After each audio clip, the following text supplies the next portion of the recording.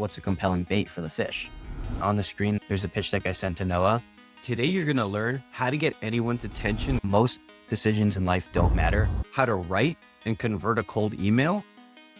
I don't have to tell people I've done research. You can just show it. I want to kick things off talking about how pre-work beats a pitch, a concept you went deep into after reading Jack Butcher's Permissionless Apprentice. I'm going to throw up the deck that you sent to Noah.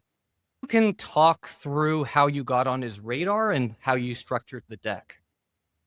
Yeah. For more context, a year before I worked with Noah, I cold emailed Tyler Denk at Beehive with another pitch deck. And after my internship with Beehive ended, I started, I see it on the screen. Nice. Yeah. So I started doing newsletter freelancing, and I found out that Noah was looking for someone to help grow his newsletter. And I was like, hey, I'm the perfect person. I just worked at a newsletter company. And so I DM'd Noah and sent him this pitch deck. And the frame I like to say is, you want to make it as much of a no-brainer as possible. So like the question you want to ask yourself is, how can I make this a no-brainer for the other person? Because when you send your pitch to somebody, they have to figure out two things. They have to figure out, number one, who are you? And number two, how can you help? And so the pitch deck strategy helps alleviate that. It decreases the friction for them to say yes. Because what you're doing with a pitch deck is you're showing two things. Number one, that you want the opportunity, because most people aren't willing to do the work up front. They're not willing to do the pre-work. And number two, that you can actually do the opportunity. One of the unique things about a pitch deck or like a memo is that you can showcase your thinking. You can show what you do instead of telling what you do. And so that's why I'm a huge fan of the pitch deck. And yeah, on the screen, there's a pitch deck I sent to Noah. It was basically structured, here's what you're doing, and here's what I think you could be doing better. And I thought that was the best way to show Noah what I would do if I got the role versus trying to convince him. Great. So maybe let's start with the DM. Where did you DM him? How did you think through that? And was it really just a simple message, but it was more about the open the deck, see what value I can bring to the table?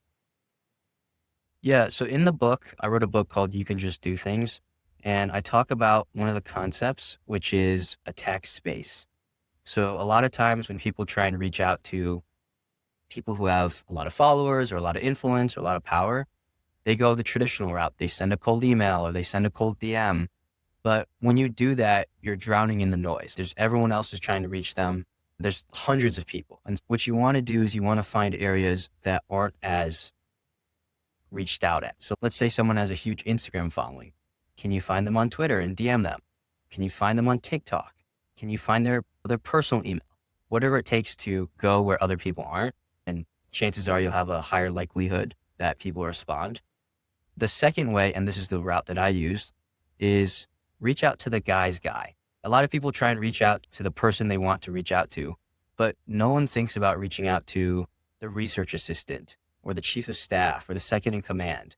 And I actually reached out to Jeremy, who hosts the Backstage Careers podcast, because at the time Jeremy was head of YouTube for Noah. And so I actually connected with Jeremy, and Jeremy sent my pitch deck to Noah. And so there was definitely a warm connection there. And I think you want to make it as easy as possible for both sides. And so that's my recommendation.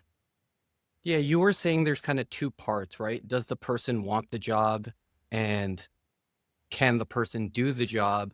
I think by the deck going from a trusted source, that probably made Noah say, okay, I know that the person can do the job, or this wouldn't get into my hands, so I should at least review the deck. Does that seem reasonable? Yeah, 100%. It's like when you have a warm referral, like they're vouching for you that you can do the job. And so it makes everything, it lubricates the deal so much better.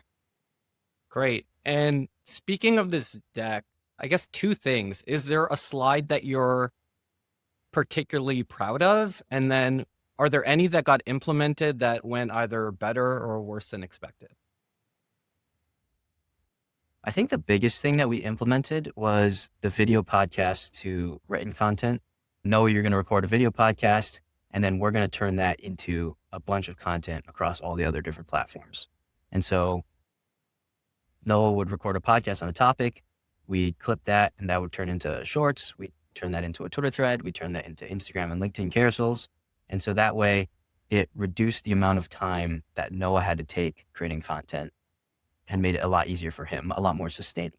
So I think, especially with the book launch, like Noah was busy with the actual launch and all the strategies and stuff, and trying to alleviate that right off the bat was incredibly helpful.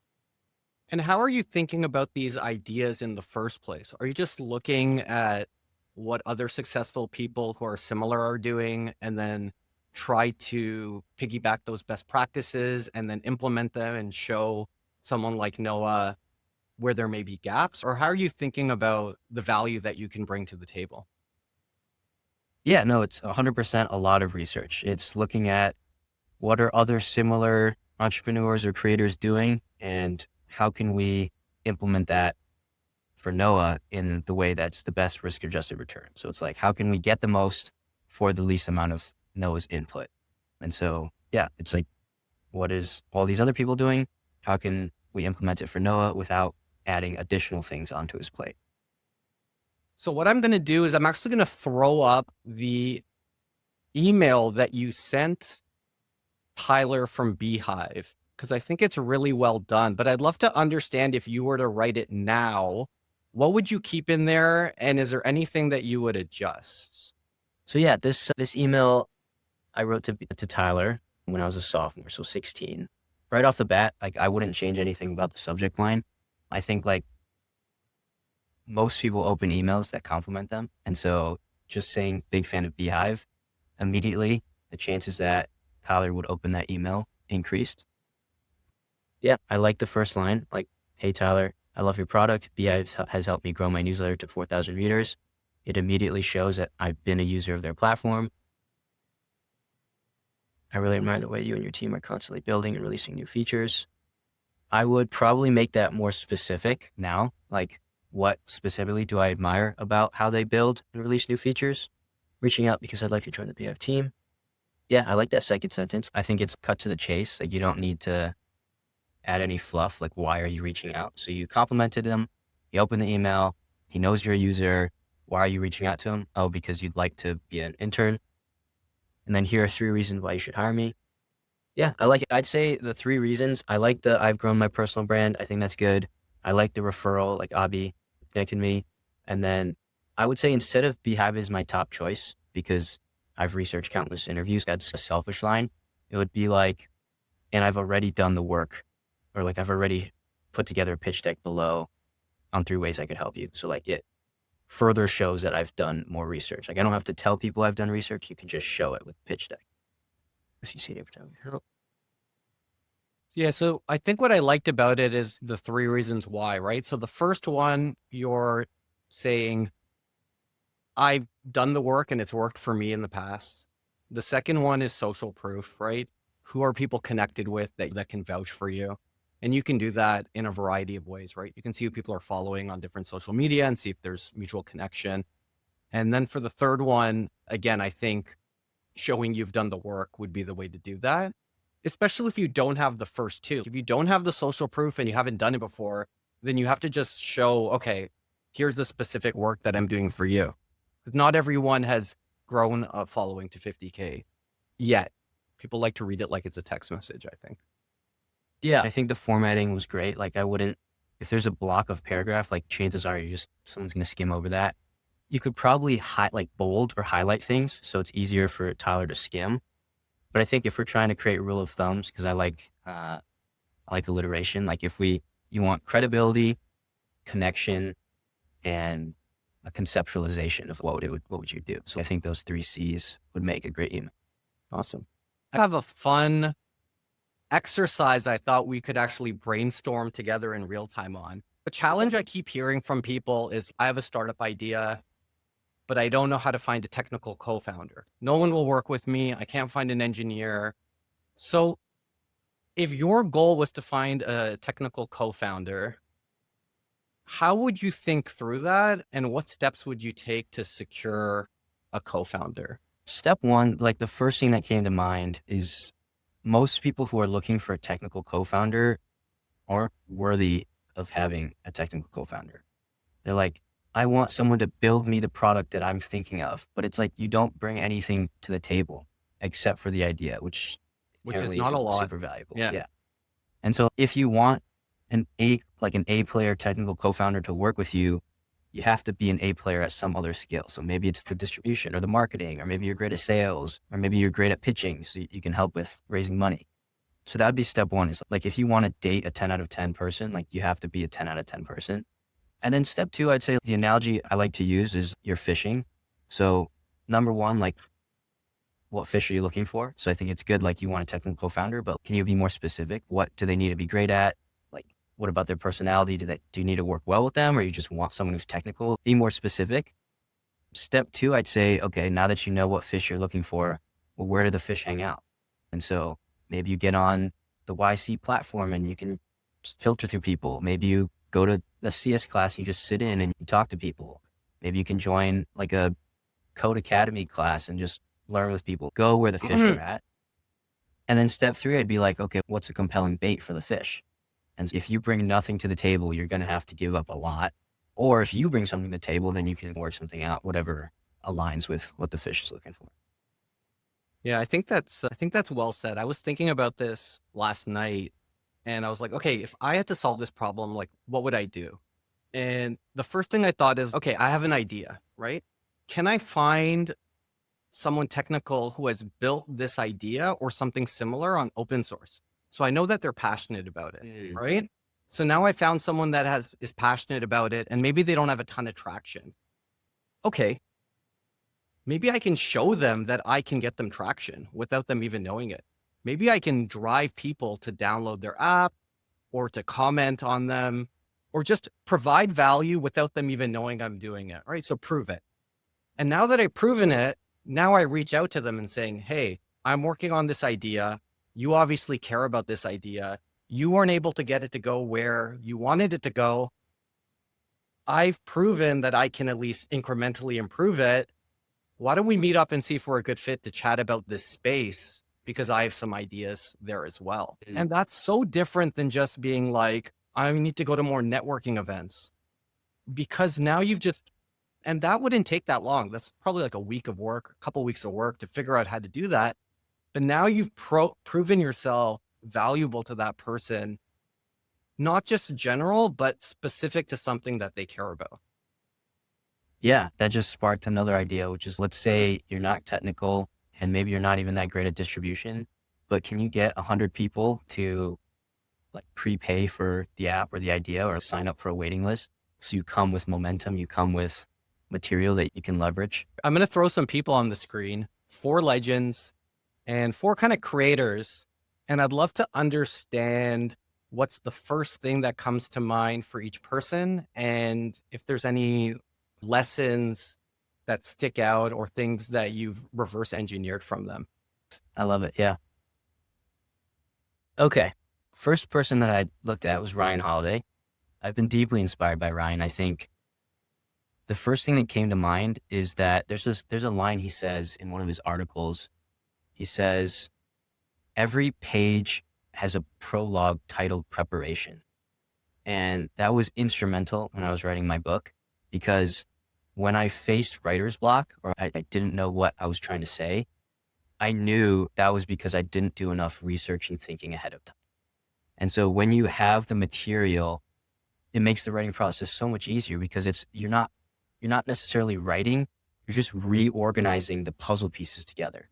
And so, like, keeping that sentence in mind definitely sped up the writing process and helped me get over like the classic writer's block.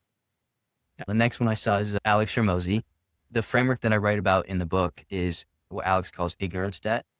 And the analogy he likes to use is, let's say you want to make $1 million a year and you're currently making $50,000 a year. Every year you don't learn what it takes to make $1 million a year, you're paying $950,000 in ignorance debt. And so that was instrumental in my decision to go work for Alex and pay down that ignorance debt, because like the fastest way to make $1 million is not the fastest way to make 10. And so there's always more things you can learn. And so why not learn from someone who has done it before? Next person I see is Kobe Bryant. When I read his biography, Showboat, and I got to read some of his like early childhood stuff and how obsessed he was with basketball. It gave me permission to be obsessed about writing. I think I'm fairly young, and so being really interested in writing and quotes and collecting questions, it's not a very sexy hobby. And so sometimes I can feel different. And so reading that biography gave me permission to be like, it's okay to be obsessed. It's okay to be slightly extreme. And so that was incredible. Charlie Munger, there's a lot of things I've learned from Charlie. I think the one that's top of mind for me now is his quote, wisdom is prevention. I think like when you read books, a lot of times there's the hero makes a mistake or has a failure and then overcomes the challenge and then wins, right? And mistakes make for a great story, but I don't think they're necessary for a great life. And a lot of the things I think about is how can I position my career and my life in a way where I don't have to be brilliant. I can just consistently make good decisions, avoid mistakes, and prevent things, and just live a good life. Like, I don't think you have to be this dramatic, back against the wall, rock bottom moment. And that was the top of mind idea from Charlie. So I'll pause there for a second. I think what's interesting about Munger is exactly that. He has a quote that says, tell me where I'm going to die so I can avoid it. And I think that's just how he thinks through life, where he is consistently trying to not make bad decisions, right? He's inverting and saying, how do I avoid the bad decision? Rather than making the spectacular play, if I just compound and keep avoiding the bad decisions, I'm going to have a successful life. And I think the other people you've mentioned do the same thing as well. So like for Kobe, for example, it was, how do I get more reps in than anyone else? So he thought through that lens of how do I get more reps in? Okay, I'm going to start at 4 a.m. every day. And then I'm going to do another session at 8. And then I'm going to do one at 1. So I'm getting in 4 sessions in while other people are getting in 2. I think I was just looking at all the faces. I think a common theme is do so much work it becomes unreasonable not to be successful. Like Ryan Holiday's written a book almost every single year for the last 10 years. James Clear has written, when he was first building his audience, he wrote 2 articles every week for 3 years. Obviously, Alex works hard. Obviously, Kobe, the 4 workouts every day. Munger reading books every single day. So these guys are just relentless. They're undeniable. They're inevitable.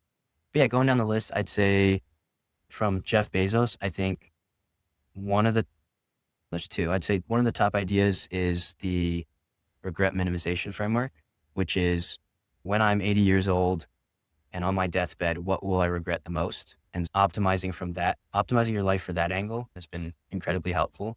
And so like the frame you want to use is like reversible versus irreversible decisions. So reversible decision is you make a decision, you can go back through that door. Irreversible decision is once you go through that door, there's no way you can come back. And so I think he calls that one-way doors and two-way doors. Categorizing your decisions through that is super helpful. So dropping out of college. People think that's an irreversible decision, but it's actually more reversible than you might think. And then I think another thing from Jeff is the idea of the long-term mindset. I think there's a quote he said, a lot of people ask me, what's going to change in the next 10 years? But a better question to ask is, what's not going to change in the next 10 years? And that's because you can build your business strategy around that question. Low price, fast shipping. You aim around that and you don't get obsessed with every trend. You're likely to have a better North Star for a business. Yeah, 100%. Like, I don't think, as you said, I don't think customers will ever want more expensive items, and they won't want slower shipping. So we'll just optimize for what they do want, and we know that won't change. Sam Altman, I think I was reading one of his essays. I think it was How to Be Successful. Just great title. But he said, you should work harder than you think you can work, especially early on, because the compound effects of that hard work are truly beneficial. And so like the reason why people who start startups and build businesses and make a ton of money in a short amount of time is because they're compressing their 50-year career of value that they should create for the world, and they're just compressing it within a few years. And so if you can do that and start early, like you have a huge advantage. I think Shaan Puri, there's so many like micro lessons. I would say one of the biggest ones is having honey, I'm home energy.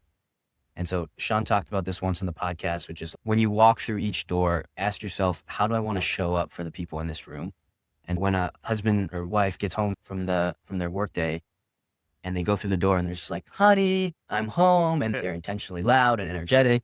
And I think like me as more of a quieter person, like asking myself, how do I want the energy in this room to be? And then me taking ownership of that and having everyone else mimic the energy that I create into the room. I think that's been one of the top lessons for me. But yeah, this was awesome. That was super enjoyable. I appreciate you putting that. Yeah. So something that I love is that you keep a list of questions. So what is your Mount Rushmore?